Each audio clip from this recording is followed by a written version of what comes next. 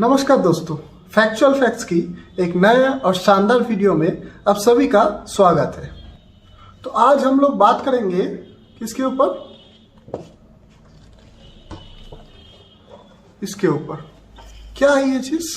Certificates, right? तो क्या है असल में, ये जरूरी है या नहीं है, या फिर थोड़ा जरूरी है, या फिर बिल्कुल बेकार है? चलिए बिना देर किए हुए शुरू करते हैं आज की इस वीडियो को। So let's start.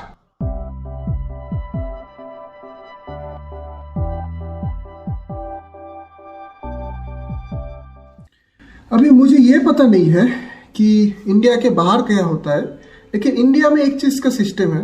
अगर कहीं पे भी आप जाओ, आप जॉब अप्लाई करने जाओ या फिर कोई भी काम करो, सर्टिफिकेट्स बहुत जरूरी होता है। सर्टिफिकेट्स मतलब ड्राइविंग लाइसेंस भी एक सर्टिफिकेट ही है। वैसे बहुत सर्टिफिकेट जरूरी होता है, birth certificate, driving licence certificate, या अगर कोई आप कंप्यूटर का जॉब कर रहे हो तो उसका एक अलग सा सर्टिफिकेट, ऐसे वगैरह वगैरह बहुत सारे के सर्टिफिकेट्स होते हैं। तो अभी बर्थ सर्टिफिकेट वो काम का है, हाँ जरूर आपका बहुत काम में आएगा बर्थ सर्टिफिकेट, लेकिन बहुत ऐसे तरीके के सर्टिफिकेट्स होता है जिनके वजह से आपको जॉब नहीं मिल सकता है, आपको कहीं पे एंट्री नहीं मिल सकता है। तो मेरा सिर्फ एक ही क्वेश्चन ध्यान में आता है बार बार कि जरूरी कौन सा है, सर्टिफिकेट या फिर आपका कैपेबिलिटीज? आप क्या कर सकते हो या फिर आपका सर्टिफिकेट क्या कह रहा है कि आप क्या कर सकते हो? अब ये जो आप देख रहे हो ना, ये सर्टिफिकेट, ये मैंने कंप्यूटर का कोर्स किया था, डिप्लोमा, उसका सर्टिफिकेट है। क्यों किया था मैंने, चलिए बताते हैं। तो मैंने बहुत सारे गवर्नमेंट जॉब के लिए एक समय पे अप्लाई किया था, तो वहाँ पे वो ये सब सर्टिफिकेट ज़रूरी होता है कि मुझे ये कंप्यूटर का कोर्स आता है कि नहीं। लेकिन सच में अगर बताओ कि ये सर्टिफिकेट मुझे ऐसे ही मिला था, सच बता रहा हूँ। हाँ, आप लोग बोल सकते हैं मैंने चीटिंग किया है, हाँ किया था। तब मुझे जॉब का ज़रूरत बहुत था, तो मैंने ये सर्टिफिकेट पैसे दे के ही खरीदा था, क्योंकि मुझे ये चीज़ पता है। मैं ये नहीं बोल रहा हूँ कि मैंने पूरा चीटिंग किया था, मुझे ये चीज़ पता है। लेकिन इस सर्टिफिकेट को ओरिजिनल मिलने में 6 महीने लगते हैं या फिर 1 साल लगते हैं, लेकिन तब मेरे पास टाइम नहीं था, क्योंकि इसके लिए कोर्स करना पड़ता है आपको, उसके बाद आपको एग्ज़ाम देने पड़ता है, उसके बाद रिजल्ट आता है, तब आता है सर्टिफिकेट उसके बाद। लेकिन मैंने वो सब करने का मुझे टाइम नहीं था, मैंने जल्दबाजी में ये पैसे दे के खरीदा था। तो अगर आप मान लो कि मैंने आज ये सर्टिफिकेट खरीदा है और मुझे ये नॉलेज ही नहीं है कि ये चीज़ होता क्या है, जिस चीज़ का मैंने सर्टिफिकेट मंगवाया है मुझे पता ही नहीं है कि वो चीज़ है क्या, लेकिन गवर्नमेंट या कोई इंस्टीट्यूशन क्या देख रहा है, मेरे पास सर्टिफिकेट है तो मैं एलिजिबल हूँ। वो लोग एग्ज़ाम भी ले रहे हैं, मान लीजिए मैंने एग्ज़ाम में भी किसी तरह पास कर गया, लेकिन उसका प्रैक्टिकल नॉलेज मुझे नहीं है, तो क्या मैं काम कर पाऊँगा? नहीं। उसके बाद मान लो ड्राइविंग लाइसेंस। इंडिया में बहुत सारे ऐसे स्टेट है जहाँ पे ड्राइविंग लाइसेंस घर बैठे मिल जाता है। इसमें गवर्नमेंट का कोई दोष नहीं है, गवर्नमेंट इसके लिए रिस्पॉन्सिबल नहीं है।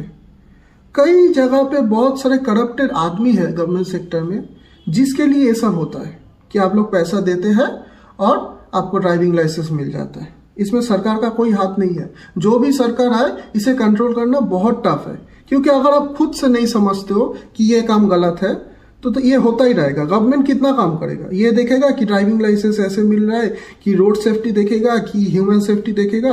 तो गवर्नमेंट का भी एक लिमिटेशन होता है, लेकिन कुछ बुरे आदमी के लिए ये चीज़ होता है। आप घर बैठे हो, पैसा दे दिया, आपको ड्राइविंग लाइसेंस मिल गया, ठीक है। तो मैं ये एक एग्जाम्पल दिया, जैसे मुझे ये सर्टिफिकेट मिला था, तो मान लो उसे पता ही नहीं है गाड़ी कैसे चलाना है या बाइक कैसे चलाना, लेकिन उसके पास लाइसेंस है। लेकिन मैं इतना कुछ क्यों कह रहा हूँ, मान लो एक सही बंदा जिसको ड्राइविंग आता है, बहुत अच्छी तरह से आता है, या फिर जिसको कंप्यूटर चलाना बहुत अच्छी तरह से आता है, लेकिन उसका कोई कोर्स करने का फाइनेंशियल एबिलिटी नहीं है, वो फाइनेंशियली इतना स्ट्रांग नहीं है कि मैं कुछ कोर्स कर पाऊँ, उसके बाद मुझे रिजल्ट मिले उसका और उसका सर्टिफिकेट मिले। लेकिन वो उसे वो चीज़ पता है, वो किताब पढ़ के, वो प्रैक्टिकल नॉलेज गेन करके उस चीज़ को बहुत अच्छी तरह से अपने अंदर ले लिया है, लेकिन उसे जॉब नहीं मिलेगा। क्यों? क्योंकि उसके पास सर्टिफिकेट्स नहीं है। मेरे सिर्फ यही रिक्वेस्ट है सभी इंस्टीट्यूशन या फिर गवर्नमेंट सेक्टर में भी, कि पहले देखो उसका कैपेबिलिटीज है कि नहीं, उसका काम करने का एबिलिटी है कि नहीं।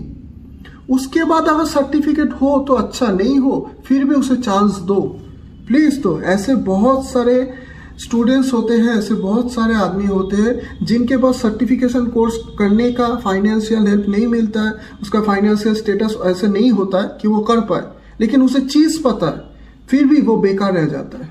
तो आई होप मेरी इस वीडियो आप सभी को अच्छे लगे हो। अगर अच्छे लगे हो तो प्लीज एक लाइक कर दो और मेरे चैनल फैक्चुअल फैक्ट्स को प्लीज सब्सक्राइब कर दो।